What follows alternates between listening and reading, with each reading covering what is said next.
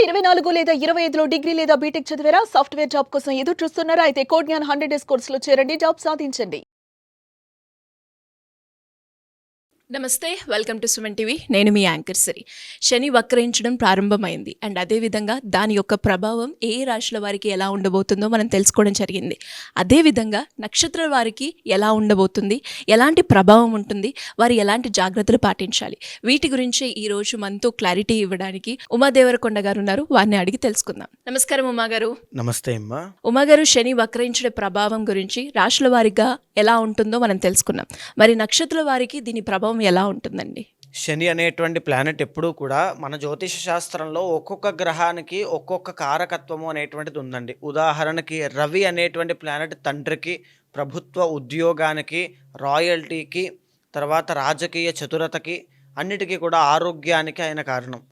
అలాగ చంద్రుడు మనస్సుకి కారకుడు, విందు వినోద కార్యక్రమాలకి కారకుడు, తల్లికి కారకుడు, కుటుంబానికి కారకుడు, గృహానికి కారకుడు, విద్యకి కారకుడు, కళలకి కారకుడు, అన్నిటికీ కూడా చంద్రుడు కారకుడు అవుతాడు.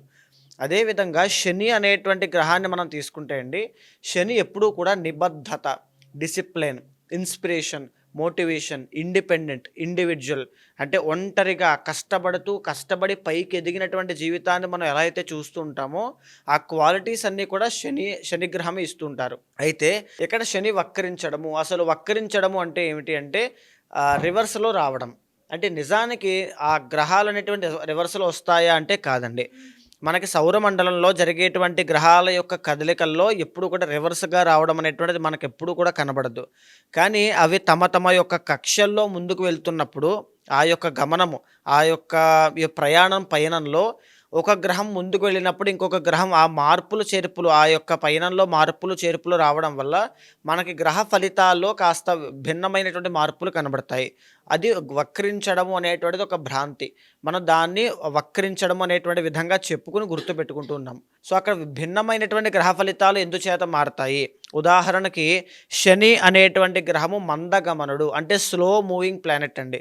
చాలా స్లోగా వెళ్తుంటారు. 2.5 సంవత్సరాలకు ఒకసారి మాత్రమే రాశి నుంచి రాశికి ఆయన యొక్క ట్రాన్సిట్ అనేటువంటి జరుగుతూ ఉంటుంది. అయితే అలాంటి శని వక్రించినప్పుడు ఎలాంటి ఫలితాలు ఇస్తారంటే ఫాస్ట్గా రిజల్ట్స్ ఇస్తారు. నిజానికి శని అనేటువంటి ఆయన ఎవరి జాతకంలోనే ప్రవేశిస్తే వాటి యొక్క ఫలితాలు ఆలస్యంగా వస్తాయి, శుభ ఫలితాలు. కానీ వక్రించినప్పుడు వెంటనే వస్తాయి, ఇమీడియట్ రిజల్ట్స్ అనేవి కనబడతాయి, మంచి రిజల్ట్స్ అనేవి కనబడతాయి. శుభ ఫలితాలు హాని కలిగించేటువంటి కాంతి నుంచి తగ్గించి శుభ ఫలితాలు ఇవ్వడం అనేటువంటిది ప్రారంభం అవుతుంది అని చెప్పచ్చు. అయితే ఇక్కడ శని ప్రస్తుతము మీనరాశిలో సంచారం చేస్తూ ఆ పూర్వాభాద్ర ఉత్తరాభాద్ర నక్షత్ర రీత్యా మళ్ళా వక్రించడము అనేటువంటిది ప్రారంభమైంది. ఇది సుమారుగా 140 రోజుల పాటు వక్రిస్తున్నారండి. జూలై 13 నుంచి 18 లోపు, అంటే 18వ తారీఖు దగ్గర నుంచి వేసుకుంటే నవంబర్ 27వ తారీఖు వరకు కూడా శని వక్రించడము అనేటువంటిది కనబడుతుంది. ఈ 140 రోజులు లేదా సుమారుగా 4.5 మాసాలు కూడా ప్రతి రాశి మీద, ప్రతి నక్షత్రం మీద చాలా రకాలుగా ప్రభావం అనేటువంటిది పడుతుంది. అయితే శనికి ప్రధానంగా 3 దృష్టిలు ఉంటాయి సరిగారు. అంటే ఒక్కొక్క ప్లానెట్ ఒక్కొక్క ఆస్పెక్ట్ అనేటువంటి చూస్తూ ఉంటుంది. ప్రతి గ్రహానికి 7th ఆస్పెక్ట్ ఉంటే ఈ శనిగ్రహానికి 3, 7, 10 అనేటువంటి 3 దృష్టిలు ఉంటాయి. అంటే శనిగ్రహం మీనరాశిలో ఉంది. మీనము, మేషము, వృషభం మీద శనిగ్రహం యొక్క దృష్టి అనేటువంటిది పడుతోంది. తర్వాత శనిగ్రహానికి 7వ దృష్టి, అంటే కన్యా రాశి మీద ఈ యొక్క శనిగ్రహం యొక్క ప్రభావం పడుతోంది. తర్వాత 10వ దృష్టి అనేటువంటిది ధనస్సు రాశి మీద పడుతోంది. సో ఈ రకంగా మనం చూసుకుంటే కనుక ఈ శనిగ్రహం యొక్క వక్రించడం అనేటువంటిది కన్యా రాశి మీద, వృషభ రాశి మీద, ధనస్సు రాశి మీద ప్రభావితం అవ్వడం, ఈ 3 రాశుల మీద ప్రభావితం అవ్వడం వల్ల మిగతా రాశుల వాళ్ళకి వాటికి తగినటువంటి ఫలితాలు అనేటువంటివి కనబడడం ఖచ్చితంగా జరుగుతోంది.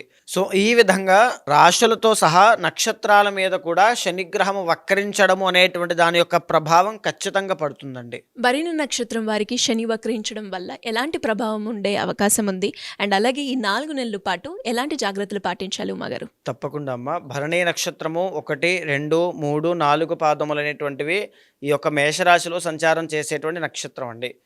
సో జరిగినటువంటి మార్చి 30వ తారీఖు దగ్గర నుంచి భరణి నక్షత్రం జాతకులకి ఏలినాటి శని అనేటువంటిది ప్రారంభమైంది. ఏలినాటి శని అంటే 7.5 సంవత్సరాల పాటు ఉండేటువంటి కాలపరిమితి. ఈ శని యొక్క దోషం అనేటువంటిది 7.5 సంవత్సరాల కాలము ఉంటుంది. అయితే ఈ యొక్క భరణీ నక్షత్రం వాళ్ళకి మేజర్‌గా మనం చూస్తే ఇప్పుడు ప్రెజెంట్ 12వ స్థానంలో శని వక్రించడము అనేటువంటిది జరిగింది. ప్రధాన ఏలినాటి శనిలో ఫస్ట్ ప్రథమ భాగం 12వ స్థానంలో శని. ఇక్కడ శని వక్రించడము అనేటువంటి దానివల్ల మంచి శుభ ఫలితాలు భరణీ నక్షత్రం వాళ్ళు చూసే అవకాశాలు ఖచ్చితంగా ఉంటాయమ్మా. సో 12వ స్థానంలో శని వక్రించడము అనేటువంటిది భరణీ నక్షత్రానికి శుభ ఫలితాలను కలగజేస్తుందండి. ఎలాంటి శుభ ఫలితాలు కలగజేస్తుంది అంటే ప్రధానంగా మితిమీరినటువంటి ఖర్చులు బాగా పెరగడం కానీ, లేకపోతే కుటుంబ సభ్యులతో తగాదాలు కానీ, శత్రుత్వము, వైరము అనేటువంటిది కుటుంబ సభ్యులతో పెరగడం కానీ, ఆరోగ్య సమస్యలు కానీ, అవమానములు, అనుమానములు అనేటువంటివి జీవితంలో పెరిగిపోవడం కానీ, ఇలాంటివన్నీ కూడా ఈ పెరిగినటువంటి ఏలినాటి శని దోషం వల్ల ఖచ్చితంగా చూస్తూ ఉన్నారు. marital లైఫ్‌లో ఇష్యూస్ కావచ్చు, లేకపోతే హెల్త్ ఇష్యూస్ కావచ్చు, నరములకి సంబంధించిన బాధలు కావచ్చు, వాత దోషాలు కావచ్చు, అన్నీ కూడా అండి. కానీ ఎప్పుడైతే శని వక్రిస్తూ ఉన్నారో, వక్రించినటువంటి శని 11వ స్థానమైనటువంటి కుంభంలో ఉంటే శని ఎలా అయితే ఫలితాలు ఇస్తారో అలాంటి ఫలితాలు కూడా ఇస్తారు. సో ఇలాంటి పరిస్థితుల్లో వీళ్ళకి కాస్త ఉపశమనం కలిగేటువంటి అవకాశాలు ఉంటాయండి. అంటే ఖర్చులు తగ్గడం, ఒకవేళ ఖర్చు అయినప్పటికీ కూడా ఫలితము, పని అనేటువంటిది కనబడుతూ ఉంటుంది. అది జరుగుతుంది. విదేశాల్లో ఉంటూ లేదా విదేశాలు వెళ్ళాలని కోరుకునేటువంటి వాళ్ళకి ప్రయత్న బలము అనేటువంటి సిద్ధిస్తుంది. విదేశాలు వెళ్ళిన తర్వాత చాలామందికి ఉద్యోగం లేక, డబ్బులు లేక చాలా బాధపడుతూ ఉంటారు. అలాంటి వాళ్ళకి కూడా ఈ యొక్క శని వక్రించడం వల్ల ఖచ్చితంగా ఉద్యోగ ప్రాప్తి అనేటువంటిది కలుగుతుంది. ఎందుకు కలుగుతుంది? శని యొక్క దృష్టి అనేటువంటిది 3వ దృష్టి 2వ స్థానమైనటువంటి వృషభం మీద పడుతోంది కాబట్టి. వృషభము అంటే ఈ భరణీ నక్షత్రం వాళ్ళకి ధనస్థానము, విద్యాస్థానము. విద్యాపరంగా ఎదగాలి అని కోరుకునేటువంటి వాళ్ళకి, తర్వాత ఆర్థికంగా ఎదగాలి అని కోరుకునేటువంటి వాళ్ళకి తప్పకుండా గొప్పదైనటువంటి మార్పులు కనబడతాయి అని చెప్పొచ్చమ్మా. చాలా బాగుంటుంది. కానీ మీ పర్సనల్ చార్ట్లో కూడా శని యోగించాలి లేదా గ్రహ దశలు అనుకూలించాలి. అది కూడా బాగా గుర్తుపెట్టుకోండి.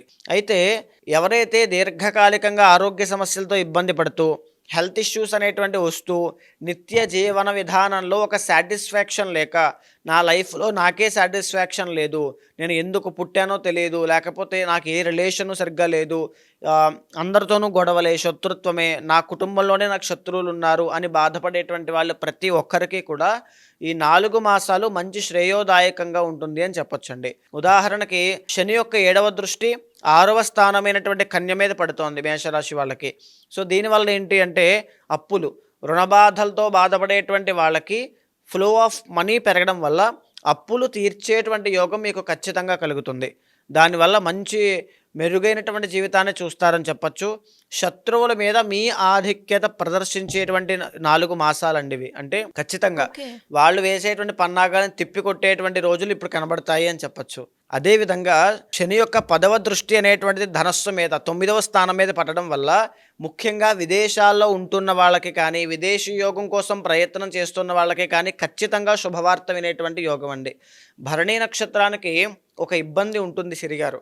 అదేంటి అంటే రిలేషన్షిప్లో కావచ్చు, లవ్లో కావచ్చు, లేకపోతే వైవాహిక జీవితంలో కావచ్చు, తెలియనటువంటి ఒక అసంతృప్తి, అశాంతి అనేటువంటివి కనబడతాయి. అత్తగారితో తగువులు, భర్తతో వైరము, భర్త సరిగ్గా చూసుకోకపోవడం, అస్తమానం నిందించడం, అవమానించడం, ఇలాంటివన్నీ తరచూ ఖచ్చితంగా వీళ్ళు చూసే అవకాశాలు ఉంటాయి. ఎయిదర్ మెన్ ఆర్ విమెన్ ఖచ్చితంగా చూస్తారు. అయితే అలాంటి వాళ్ళకి కూడా ఈ 4 మాసాలు కూడా గొప్ప సదవకాశం అండి, మంచి అవకాశం. సో ఈ టైంలో మీరెవరు భరణీ నక్షత్రం వాళ్ళు చూస్తున్నా మీరు తప్పకుండా మీ పర్సనల్ చార్ట్ చూసుకోండి. మీ పర్సనల్ చార్ట్లో గ్రహదశలు బాగుంటే 100% మీకు అదృష్టం కలిసి వస్తుంది. ఎందుకంటే ఇక్కడ మనం మాట్లాడుకునేది ఓన్లీ 40% మాత్రమే మీ జీవితం మీద ప్రభావితం అవుతుంది.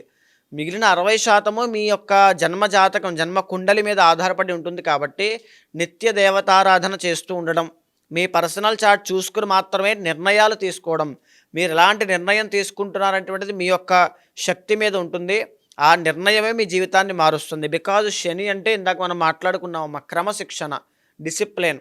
అంటే వీళ్ళు చేసుకున్నటువంటి తప్పులని వీళ్ళు సరిదిద్దుకోవడానికి శని ఇచ్చేటువంటి గొప్ప అవకాశంగా మనం చెప్పుకోవచ్చు ఇది.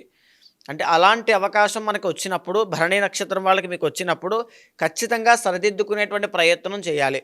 ఏ రకంగా సరిదిద్దుకునే ప్రయత్నం చేయాలి అనేటువంటిది మీ పర్సనల్ చార్ట్లో ఉంటుంది. అది ఫైనాన్షియల్ ఇష్యూస్ కావచ్చు, హెల్త్ కావచ్చు, మెరిటల్ లైఫ్, సంతానం కానీ ఏదైనా సరే, ఎనీథింగ్ ఏదైనా సరే మీ పర్సనల్ చార్ట్ చూసుకున్న తర్వాతే వెళ్ళండి. అయితే ఎస్పెషల్లీ ఈ టైంలో సిరిగారు పూజలు అనేటువంటివి చాలా ముఖ్యము. అంటే పరిహారములు. ఎవరైతే ఈ టైంలో శనికి సంబంధించినటువంటి శాంతి పరిహారములు కావచ్చు, సుదర్శన యాగములు కావచ్చు, సుదర్శన నృసింహ యాగములు కావచ్చు, లేకపోతే శని అనుగ్రహం కలగడానికి ఆంజనేయ స్వామి వారి యొక్క ఆరాధన కావచ్చు, ఇంకా వారి యొక్క పర్సనల్ చార్ట్ చూసి శాంతి పరిహారములు అన్నీ కూడా సశాస్త్రీయంగా ఆచరిస్తారు. 4 నెలలు కూడా అదృష్టం కలిసి వస్తుంది.